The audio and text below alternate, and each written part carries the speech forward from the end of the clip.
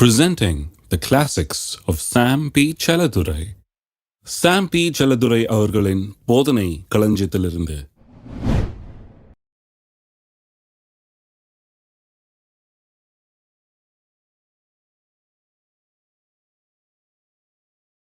இந்த உலகத்தை மேற்கொள்வது எப்படி, அதை கொஞ்சம் கவனிப்போம். இன்னைக்கு இந்த உலகத்தை மேற்கொள்வது எப்படி நடைமுறையில் நாம் ஏற்கனவே மேற்கொள்கிறவர்களாக இருக்கிறோம்.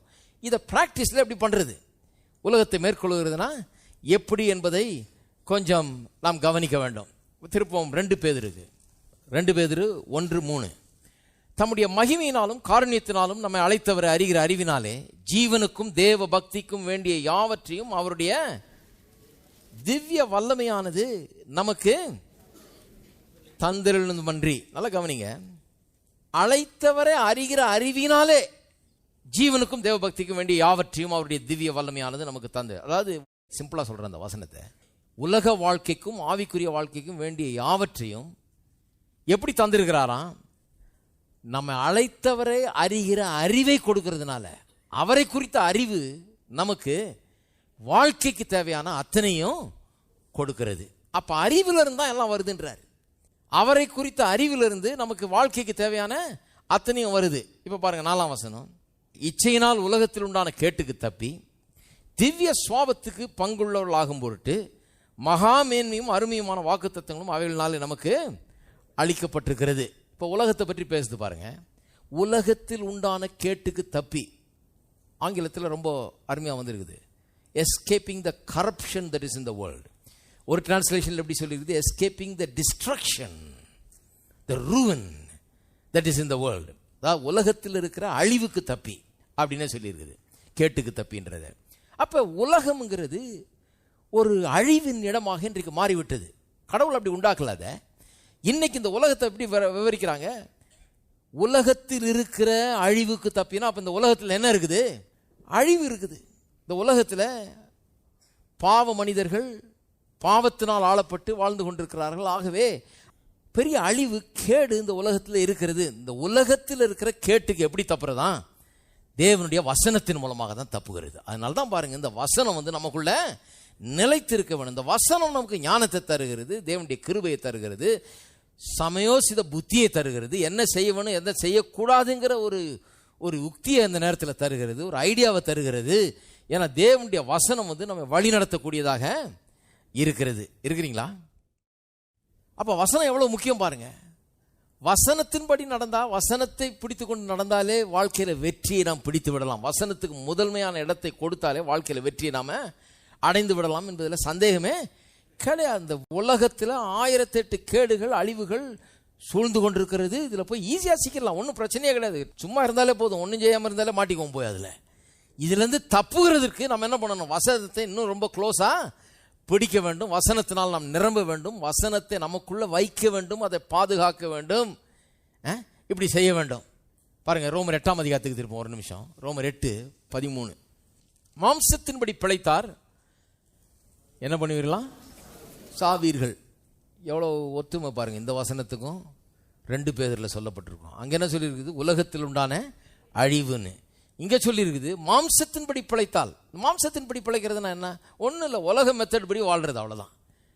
உலகத்தில் எல்லாரும் செய்யறது போல செஞ்சுக்கிட்டு, எல்லாரும் பேசுறது போல பேசிக்கிட்டு, எல்லாரும் நடக்கிறது போல நடத்துக்கிட்டு அப்படி இருக்கிறது தான் மாம்சம். மாம்சம்ங்கிறது நிறைய பேருக்கு புரியுறது இல்லை பாருங்க. மாம்சம்ங்கிறது தேவனுடைய வார்த்தையின்படி செய்யாம, தேவனுடைய ஞானத்தின்படி செய்யாம, தேவனுடைய ஆலோசனையின்படி செய்யாம, இந்த உலக வழக்கத்தின்படி எல்லாம் செய்யறாங்க, அதனால நானும் செய்யறேன், இதுதான் அந்த உலகத்தின் வழிமுறை, அதனால நான் இதை ஃபாலோ பண்றேன்னு சொல்லி அப்படி ஃபாலோ பண்றது தான் மாம்சம். மாம்சம் உலகத்தோட ஒத்து போகுது பாருங்க. மாம்சத்தின்படி பிழைத்தார் சாவீர்கள், ஆவியினாலே சரீரத்தின் செய்களை அழித்தால் பிழைப்பீர்கள். அப்ப மாம்சத்தின்படி பிழைக்கலாம், அதாவது உலகத்துல எல்லாம் எப்படி செய்யறாங்கன்னு பார்த்து அதன்படி வாழலாம், அல்லது இங்க உள்ள இருந்து ஆவியினால வாழலாம். நல்லா கவனிங்க, இப்போ ஒரு காரியத்தை விளக்க போகிறேன். எந்த விதமா வாழ்றீங்கன்னு பாருங்க. உலகத்தில் இருக்கிறத பார்த்து எல்லாரும் செய்யற மாதிரி செய்துட்டு வாழ்ந்துட்டு இருக்கிறோமா, அல்லது உள்ள ஏதோ நமக்குள்ள நடக்குது, ஆவியானவர் மூலமாக, தேவனுடைய வார்த்தையின் மூலமாக நமக்குள்ள நடந்துகிட்டு இருக்குது, ஒரு பெரிய மாற்றம் உண்டாகிட்டு இருக்குது. அதன் விளைவாக அதிலிருந்து நாம வாழுகிறோமா? முக்கியம் ரொம்ப. ஏனென்று சொன்னால் நம்முடைய வாழ்க்கை வெளியே பார்த்து வாழுகிற ஒரு வாழ்க்கை அல்ல. அப்படி வாழும்படியா கடவுள் நம்மளை உண்டாக்கவில்லை. உள்ளிருந்து வெளியே வாழ்ற வாழ்க்கையா தான் கடவுள் வைத்திருக்கிறார். It must come from inside out, never from outside in. நம்மளை கடவுள் சொல்லல போய் உலகத்தில் பாரு எல்லாம் எப்படி பண்றாங்களோ அதே மாதிரி நீங்க பண்ணிட்டு போன்னு சொல்லல. மங்கி சி மங்கி டூன்றாங்களா அந்த மாதிரி. அவன் சொரிஞ்சானா நீயும் சொரி இப்படி வாழ்ந்துகிட்டு சொல்லல கடவுள். கடவுள் என்ன சொல்றாரு, நான் உனக்குள்ள இருக்கிறேன், என்னுடைய வார்த்தையை உனக்குள்ள வை, அது உன்னுடைய உள்ளத்தை மாற்றட்டும், உன்னுடைய ஆசைகளை மாற்றட்டும், உன்னுடைய விருப்பத்தை மாற்றட்டும், உன்னுடைய சித்தத்தை மாற்றட்டும், உன்னுடைய நினைவுகளை மாற்றட்டும், உன்னுடைய உள்ள இன்னர் பர்சனாலிட்டி அதை மாற்றட்டும், உனக்கு உள்ள ஒரு பெரிய மாற்றத்தை ஏற்படுத்தட்டும். அந்த மாற்றத்தின் விளைவாக நீ எப்படி வாழ்க்கை வாழணுமோ வாழு. உள்ள இருந்து வாழ்க்கை வெளியே கிளம்பி வரணுமே ஒழிய வெளியே இருந்து வாழ்க்கை ப்ரொடியூஸ் ஆகக்கூடாது. எத்தனை பேருக்கு வழங்குது நான் சொல்றது? கிறிஸ்தவ வாழ்க்கை அப்படிதான். வெளியே இருந்து ஆரம்பிச்சு உள்ள போறது இல்லை, உள்ள இருந்து ஆரம்பிச்சு வெளியே வர்றது. ஏதோ மேற்பூச்சா இங்கே உலகத்தில் பார்த்து அப்படியே வாழ்றது பெரிய ஒரு ஆவிக்குரிய ஜீவியம் கிடையாது.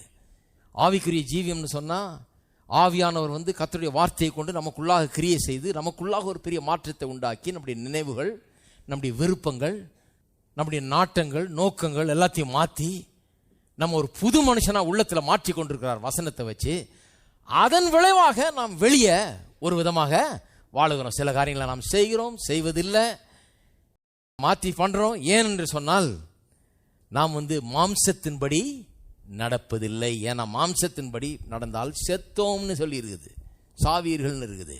ஆவியின்படி நடந்தால் மாம்சத்தின் கிரியில் அழிப்பீர்கள் அல்லது வாழ்வீர்கள், வாழ்ந்திருப்பீர்கள் என்று அர்த்தம். அப்ப நான் மாம்சத்தின்படி வாழ விரும்பல, எல்லாரும் வாழ்றபடி வாழ விரும்பல.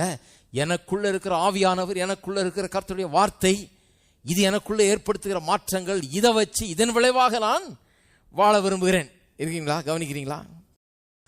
உள்ள ஆவியானவர் கிரியை செய்து கர்த்தருடைய வார்த்தையால் நிரம்பி நாம் இருக்கும்போது நம்முடைய பரலோக பிதாவை போல நாம் எண்ண ஆரம்பிக்கிறோம், அவரை போல பேச ஆரம்பிக்கிறோம், அவரை போல நாட்டங்கள் நமக்கு உண்டாகிறது, அவரை போல விருப்பங்கள் நமக்கு உண்டாயிருக்கிறது, அவரை போல ஆசைகளை நாம டெவலப் பண்ண ஆரம்பிக்கிறோம், அவரை போல ஒரு தரிசனம் நமக்குள்ள உண்டாகிறது. இருக்கீங்களா?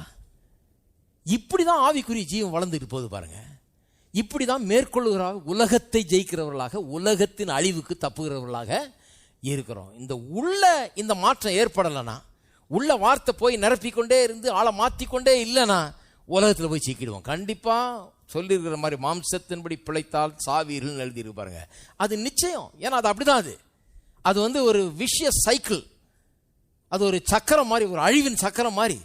அதை அப்படியே கொண்டு போய் கடைசியில் அதில் தான் முடியும். அது இதில் ஆரம்பிச்சு அதில் தான் கொண்டு போய் முடியும். உலகம்ன்றது அதுதான், அந்த அழிவுக்கு நேராக தான் அது நடத்தும். ஏன்னா அதில் இருக்கிறதெல்லாம் பேராசையும், அதில் இருக்கிறதெல்லாம் தன்னலமும் சுயநலமும் இதனால தான் நிறைஞ்சு இருக்குது, பாவமும் இதனால தான் நிறைஞ்சு இருக்குது.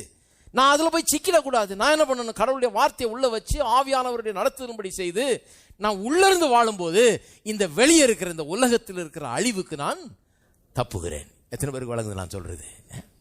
அப்போ எவ்வளோ முக்கியம் பாருங்க. கர்த்தருடைய வார்த்தையை கேட்கறது, அதன்படி செய்கிறது, உள்ள ஒரு பெரிய மாற்றம் நமக்குள்ள ஏற்படுகிறதுன்றது ஒரு சாதாரண விஷயம் இல்லை. அதுதான் கிறிஸ்தவ வாழ்க்கை. அதுதான் ஒரு முக்கியமான ஒரு காரியம் கிறிஸ்தவருடைய வாழ்க்கையில். எப்படி ஜனங்க கெட்டு போறாங்க, அழிஞ்சு போறாங்கன்றதை வேதவசனம் திட்டவட்டமாக சொல்லுது பாருங்க.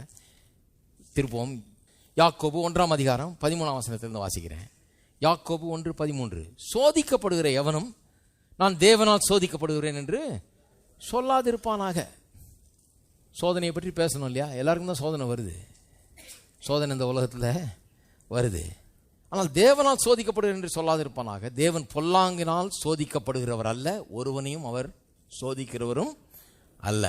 அப்போ எப்படி ஜனங்க சோதிக்கப்பட்டு கெட்டு போகிறாங்க, எப்படி டெம்டேஷனுக்குள்ளாகி எப்படி அழிஞ்சு போகிறாங்க ஜனங்க இந்த உலகத்தில், எப்படி கெட்டு போகிறாங்க? அடுத்த வசனம், அவனவன் எப்படி அவனவன் இல்லைங்க அவரு தான் அப்படி பண்ணிட்டாரு. சில அம்மா மாதிரி இருக்காங்க இல்லையா, பையன் அந்த பையனோட இருந்தாங்க கெட்டு போனான். இல்லை இல்லை, அவனவன். ஹலோ, இருக்கீங்களா? எல்லாத்தையும் பழிய அடித்துக்கு எங்கேயா போட்டுறக்கூடாது. நம்ம இவன் பண்ணவே மாட்டாங்க, அவங்க கூட சேர்ந்து தான் அப்படி பண்ணான். சரி, ஒருவேளை கொஞ்சம் அதெல்லாம் இருக்கலாம். பட் எல்லாம் வேதம் எப்படி சொல்லுது? அவனவன், அவனவனுக்குள்ளே ஒரு பிரச்சனை இருக்குது. ஒன்றும் பிரச்சனை இல்லைன்னு சொல்ல முடியாது. அவனவன் அவனவன் தன் தன் சுய இச்சையினாலே இழுக்கப்பட்டு. கவனிங்க, எங்க பிரச்சனை? உள்ள தவறான இச்சை, ஆசைகள், தவறான விருப்பங்கள், தவறான நாட்டங்கள், நோக்கங்கள்லாம் வேலை செஞ்சிட்டு இருக்குது. எங்க இருந்து வருது இந்த இச்சைகள்லாம்? கண்களின் இச்சைன்னு வேதம் சொல்லுது இல்லையா? இதெல்லாம் என்னன்னா ஃப்ரம் அவுட்வர்டு திங்ஸ், எல்லாம் வந்து இந்த வெளியே காண்கிற காரியத்தினால வர்றதெல்லாம். இவன் எப்படி வாழ்ந்து கொண்டிருக்கிறான், எப்படி இந்த இச்சை இவனை இழுக்குது, இச்சையினால் இழுக்கப்படுறான். எப்படி இழுக்கப்படுறான்னு சொன்னா, இவன் ஒரு உலகத்தான். இவன் இந்த உலக வழக்கத்தின்படி வாழுகிறவன், மாம்சத்தின்படி பிழைக்கிறவன். அப்படியே ரோட்ல போறான், அப்படியே பார்க்கறான், எல்லாம் பார்க்குற மாதிரி இவனும் பார்க்குறான், எல்லாம் பேசுகிற பேச்சை தான் இவனும் பேசுகிறான், எல்லாரும் கூட்டிகிட்டு என்ன பண்ணுறாங்களோ அதுதான் பண்ணிட்டு இருக்கிறான். அதனால எல்லாருடைய பழக்க வழக்கங்களும் இவன் பேர்லேயும் ஒட்டி கொள்ளுகிறது. அவங்க பேச்சும், அவங்க நடைமுறையும், அவங்க வாழ்க்கையும், அவங்களுடைய பழக்க வழக்கம் எல்லாம் இவனுக்கு ஒட்டி கொள்ளுகிறது. அப்படிப்பட்ட ஆசைகளும் நாட்டங்களும் விருப்பங்களும் எல்லாம் இவனுடைய வாழ்க்கையின் ஒரு பங்காக மாறிவிடுகிறது. அவன் தன் சுய இச்சையினால் இழுக்கப்பட்டு சிக்குண்டு சோதிக்கப்படுகிறான். அங்கதான் ஆரம்பிக்குது பாருங்க. எதை ஒன்று பார்க்குறான், எதை ஒன்று விரும்புகிறான். அது ஏன்னா எல்லாரும் அப்படி பண்ணுறாங்க. கேட்டால் அவன் சொல்லுவான், எவ்ரிபடி டஸ் இட். கேள்விப்பட்டிருக்கீங்களா?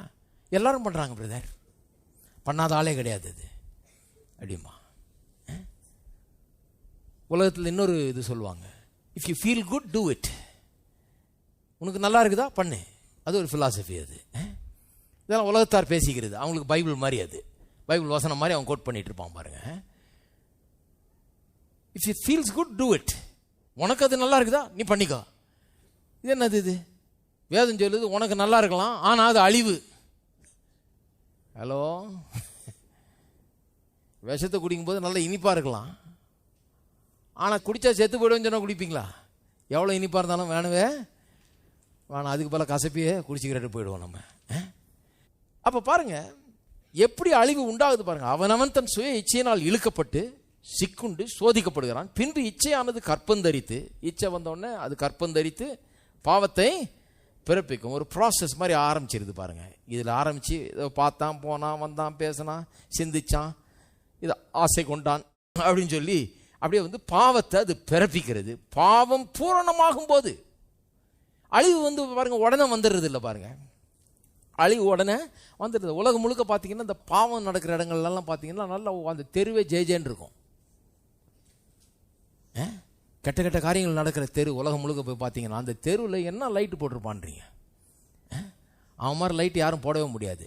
சபைகள்லாம் வெறும் ஒரு குண்டு பல்பு போட்டு அப்படியே அடிச்சுட்டு இருப்பாங்க. அது நம்ம தேடி போய் பார்த்து பேரை தேடி அழுக்க தொடச்சிட்டு தான் பார்க்கணும் என்ன சபை எதுன்னு. ஏன்னா அவங்களுக்கு பாவம் காசு இல்லை லைட் எரிக்கிறதுக்கு. இவன் நியான் லைட்டாக போட்டு கம் கம் கம்னுவான். என்னன்னு போட்டா அங்கே போனால் எல்லாம் அசிங்கம் தான் நடந்துகிட்டு இருக்கும். அதுக்கு தான் கம் கம் கம்ன்றான். அந்த பக்கம் போகிறவங்கெல்லாம் பார்த்தீங்கன்னா எல்லாம் சந்தோஷமாக போயிட்டு வர்றான். சந்தோஷமாக போயிட்டு சந்தோஷமாக வர்ற மாதிரி இருக்கும். ஆஹா, ரொம்ப என்ஜாய் பண்ணுறாங்க போல இருக்குது, இதெல்லாம் ரொம்ப நல்லா இருக்கும் போல இருக்குன்றது. இல்லை இல்லை இல்லை, உடனே ஒன்றும் ரிசல்ட் தெரியாது. சிக்குண்டு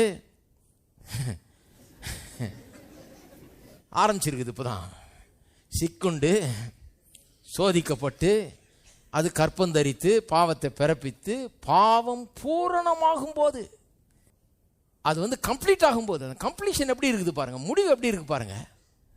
எத்தனை பேர் நினைக்கிறீங்க உங்கள் வாழ்க்கையின் முடிவு ரொம்ப கிராண்டாக இருக்கணும், ரொம்ப நல்லா இருக்கணும்னு நினைக்கிறீங்களா? ஹலோ, முடிவு அலங்கோலமாக இருக்கக்கூடாது. முடிவு எப்படி இருக்கணும்? நல்லா இருக்கணும். முடிவு எப்படி இருக்குதான்? இது பார்க்கறதுக்கு ரொம்ப சந்தோஷம் மாதிரி இருக்குது. தான் ஒருத்தன் பாருங்க கனவு கண்டிருக்கிறான். கனவுல நரகத்துக்கு போனானா. நரகத்துக்கு போனால் ஒரு பெரிய பார்ட்டி எல்லாம் ஜாலியாக குடிச்சு கிடிச்சு வெறிச்சு ஜாலியாக இருக்கிறாங்களாம். பார்த்துட்டு தெளிஞ்ச உடனே, அப்பா நான் செத்தா கண்டிப்பாக நரகம் தான் போகிறேன், அங்கே தான் நல்லா இருக்குது, இன்னும் பெரிய பரலவன்றாங்க. இது என்னன்னு அதனால போய் இவனும் இந்த உலகத்தில் அப்படி வாழ்ந்து நரகத்துக்கு போகிறதுக்கு ரெடி ஆகி இப்போ ப்ராக்டிஸ் பண்ண ஆரம்பிச்சிட்டான். பண்ணி கடைசியில் செத்து போன உடனே நரகத்துக்கு போயிருக்கிறான். அங்கே போனால் காரியமே வித்தியாசமாக இருக்குது. எரியுது, அக்கினி, வேதனை, கண்ணீர், கூச்சலாக இருக்குது. ஐயோ நான் இங்கே வரலைங்களே, போன தடவை வேற எங்கேயோ வந்தேன். அது டூரிஸ்ட்டு வீசாவில் வர்றது. அது நரகத்துக்கு வர்ற டூரிஸ்டை நாங்கள் காமிப்போம் அங்கே, அந்த செக்ஷன் வேற. இது பர்மனன்ட் ரெசிடென்ஸுக்கு இது வச்சிருக்கிறோம். நிறைய பேர் நினச்சிட்டு இருக்கிறாங்க அதில் என்னமோ பெரிய இது இருக்குன்ட்டு, அதில் பெரிய சந்தோஷம் இருக்குன்னு. சந்தோஷம் ஒன்றும் கிடையாதுங்க, அதில் அழிவு தான் இருக்கிறது என்று வேதவசனம் திட்டவட்டமாக போதிக்கிறது. இப்படி தான் அழிவு உண்டாகுது பாருங்க. அது பூரணமாகும் போது மரணத்தை பிறப்பிக்கும். அது ஒரு சைக்கிள் மாதிரி. லஸ்ட், சின், டெத், இச்சை, பாவம், மரணம் என்கிறது இப்படியே வருது பாருங்க. இதுல போய் சிக்கணும்னு சொன்னா நீங்க ஒன்றும் ஸ்பெஷலா பண்ண வேண்டியதே இல்லை. நீங்க எல்லாரும் மாதிரி இருந்தாலே போதும். உலகத்தில் இருக்க அத்தனை பேர் இருக்கிற மாதிரியே இருந்தாலே போதும், போய் சிக்கிடுவீங்க அதுல. அவ்வளவுதான். அதுதான் உலகம். இதுக்கு ஒன்றும் ஸ்பெஷலாக எங்கேயும் போக வேண்டியதில்லை, ஸ்பெஷலாக எதுவும் பண்ண வேண்டியதில்லை, இதுக்கு ஒரு ஸ்பெஷல் முயற்சி எடுக்க வேண்டியது கிடையாது. எல்லாரும் போல இருந்தாலே போதும் என்று அப்படிதான் வரும். இது இந்த உலகம் கொண்டு போய் அங்கதான் விடும். கடவுளை பிடிச்சிக்கலன்னா, கடவுளுடைய வார்த்தையை பிடிச்சிக்கலன்னா, கடவுளுக்கு உங்களை அர்ப்பணிக்கவில்லைன்னா, கடவுளுடைய வார்த்தையினால் உங்களை நிரப்பவில்லை என்றால் முடிவு என்ன ஆயிடுது? ஆட்டோமேட்டிக். அது அப்படிதான். அது இச்சையில சிக்குண்டு பாவத்தை பிறப்பித்து அது கடைசியில் மரணத்தை பிறப்பிக்கிறது. வெறும் சாவுன்னா வெறும் விழுந்து சாகுறது கிடையாது. அது எவ்வளோ பெட்டர் சில நேரத்தில். இது வேற விதமான சாவு. நித்தியமாக ஒரு நரக வாழ்க்கை, ஒரு அழிவு. உலக வாழ்க்கையிலேயே ஒரு பெரிய அழிவு. எந்த சந்தோஷமும் இல்லை, எந்த சமாதானமும் இல்லை, எல்லாம் கெட்டு கேடு வாழ்க்கையை நிரப்புகிறது. அப்ப பாருங்க, இதுல இருந்து வெளியே வரணும்னா, இந்த டார்க்னஸ்ல இருந்து, இந்த இருள்ல இருந்து, இந்த சாபத்திலிருந்து வெளியே வரணும்னா, ஒரு மேலான ஒரு வாழ்க்கையை வாழ வேணும்னா அதுக்கு ஒன்றை நாம் எட்டி பிடிக்க வேண்டியதா இருக்குது. அதுக்கு ஒரு பெரிய முயற்சி எடுக்க வேண்டியதா இருக்குது. இருக்கீங்களா? போய் அழிஞ்சு போறதுக்கு ஒன்றும் முயற்சி எடுக்க வேண்டியதில்லை. பேசாம எல்லாரும் பண்ற மாதிரி பண்ணிட்டே இருந்தா போதும். உலகத்தில் அத்தனை பேர் பண்ற மாதிரி பண்ணிட்டு அப்படியே கோ வித் த ஃப்ளோ, எல்லாம் போறது மாதிரி அப்படியே போயிட்டே இருந்தா போதும். கரெக்டாக அங்கதான் போய் முடியும் அது. ஆனால் வாழ்ந்திருக்க வேண்டும் என்றால், ஆசீர்வாதத்தில் வாழ வேண்டும் என்று சொன்னால், இந்த அழிவுக்கு தப்ப வேண்டும் என்று சொன்னால், இந்த உலகத்தில் இருக்கிறோம், உலகத்தில் இருக்கும் போதே இந்த உலகத்தில் அழிவுக்கு தப்பி இருக்கணும்னு சொன்னா, கடவுளுடைய வாக்கு தத்தங்களை பிடிக்க வேண்டும், அதை பத்திரப்படுத்த வேண்டும், உள்ளத்தில் வைக்க வேண்டும். அப்ப நிச்சயமாக அது சாத்தியம். அது எப்படி ஒரு சைக்கிள், விஷய சைக்கிளோ எப்படி கொண்டு போய் கடைசியில் தள்ளிடுதோ மனுஷன் அழிவுக்குள்ளாக, அது போலவே இதை பிடிச்சிக்கிட்டே இருந்தீங்கன்னா இதுக்கும் ரிசல்ட் உடனடி கிடையாது. ஆனா போக போக போக வாழ்வு பெருகும், கிருபை பெருகும், ஆசீர்வாதம் பெருகும், நன்மைகள் பெருகும். முடிவு அற்புதமான ஒரு முடிவு, வாழ்வு. அதுதான் உங்களுடைய முடிவு. இருக்கீங்களா?